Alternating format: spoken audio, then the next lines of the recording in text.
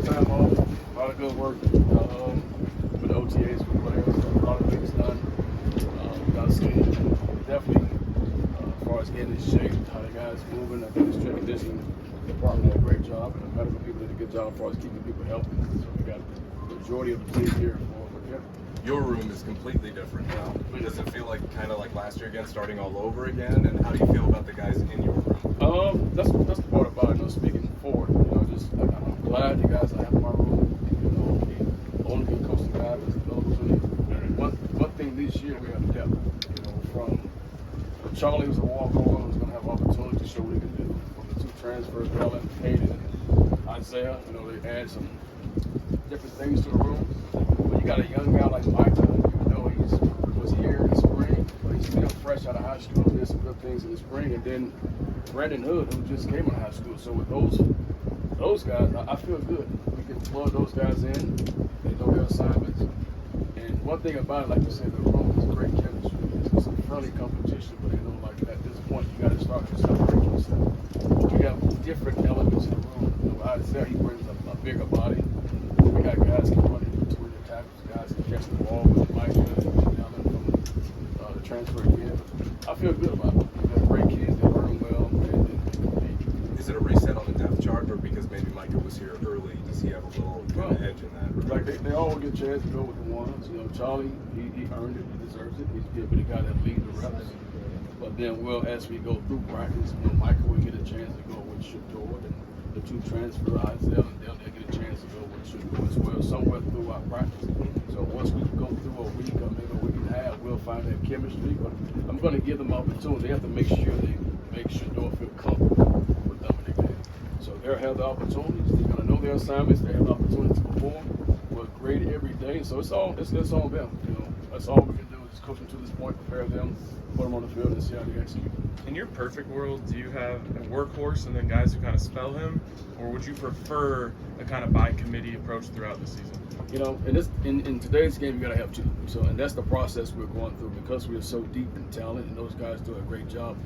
We're going to give them equal opportunity to show who are the best two guys because it's hard to have three running backs in the game because of the reps. We have the scheme. We have a great quarterback. We're going to throw the ball here and there, but we're going to run the football. Coach Brian's main thing is the physicality and being able to run the football this year.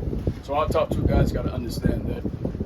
We want that one guy to be an all-purpose guy, every down back, absolutely. But we know we're going to need two guys. If it's Charlie and it's Micah, if it's Micah and if it's Isaiah or Dallin and Charlie, this game, one thing about game and life, it reveals itself. And we'll get to that point where those two guys have an opportunity to showcase themselves on August 29th, Thursday night. How much of that to you is having two guys that have complementary skill sets? And how much of it is, hey, these are our two best guys, even if they do similar things well? Both things. Guys that really complement what Coach Shurmur is trying to get done. And the best two guys physically, mentally, that get things done. You want a combination of those things, but we got to find a true fit.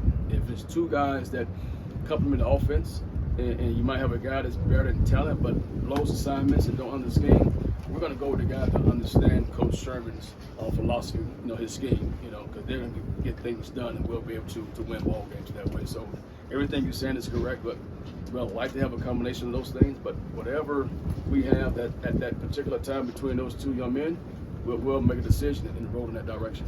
You talk about Coach Shurmur's philosophy and themes this year. How does the offense feel different, and how is he going to further incorporate the run? Everything is built around the quarterback that we have.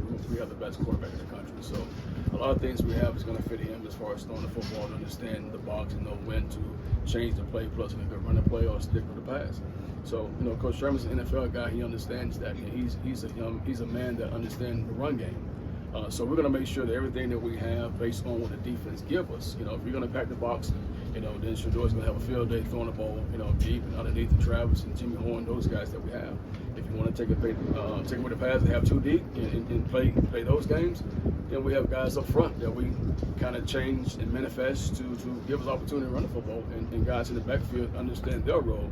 So whatever the defense give us, we're going to make sure that we coach our guys up, and based on the scheme, it kind of dictates, how we're going to perform that way based on what the defense gives us. Coach, with Dallin Hayden, he wasn't a starter at Ohio State, but he's obviously been there 2 years and ran the ball quite a bit. Are you seeing that experience pay off to where he's maybe got kind of a pro mindset in a way because he's been on a winning program? He does. He comes into it. He's not very egotistic. You would think someone that comes from that program that play, even though they don't have a whole lot of reps, they would come with a mindset like I should be getting reps with the ones immediately. But he came in, his approach was very professional. He came in, learned well. He took his time as far as learning the scheme. He does a good job with the players.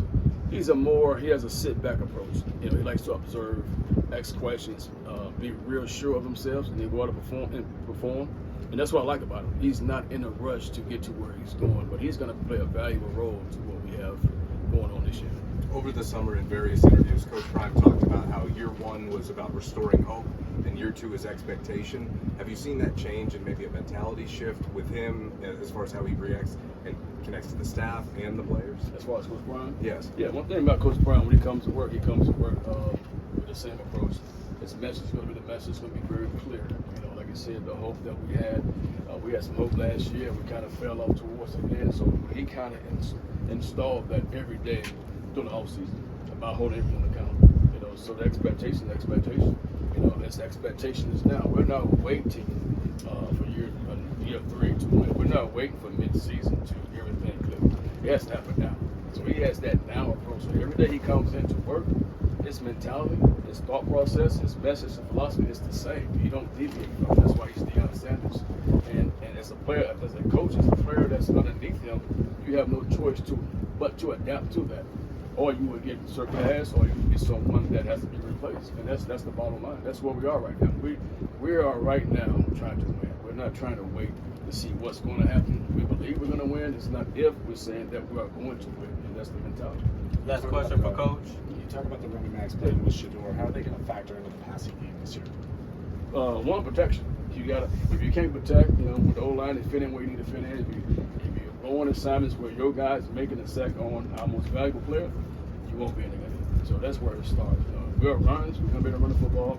We're going to know our assignments, but protection and ball security is the top 2 things. So to your question, you got to be able to protect, understand the protection, and know where you fit in with the line. Thanks, Coach. Appreciate it.